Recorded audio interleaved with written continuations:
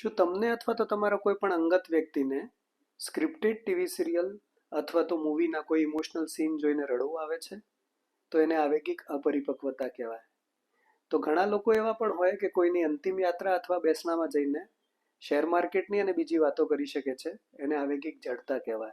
તો ઘણા લોકો એવા હોય છે કે જે યોગ્ય પરિસ્થિતિમાં યોગ્ય આવેગિક અભિવ્યક્તિ કરી નથી શકતા. ગમે ત્યારે ગુસ્સો થાય, ગમે ત્યારે હસવું આવે, ગમે ત્યારે રડે છે. એને આવેગિક અસ્થિરતા કહેવાય. તો ઘણા લોકો એવા પણ હોય છે કે જે પરિસ્થિતિમાં પોતાની જાતને અભિવ્યક્ત જ નથી કરી શકતા, આવેગિક અભિવ્યક્તિ જ નથી કરી શકતા.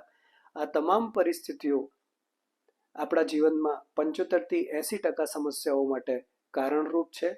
અને એટલે સમાયોજન માટે અને સમસ્યાઓથી બહાર નીકળવા માટે, સંબંધો માટે આવેગિક પરિપક્વતા બહુ જરૂરી છે. એના માટે મને ફોલો કરતા રહો. મારું YouTube channel our mind our right ને ફોલો કરતા રહો. Thank you.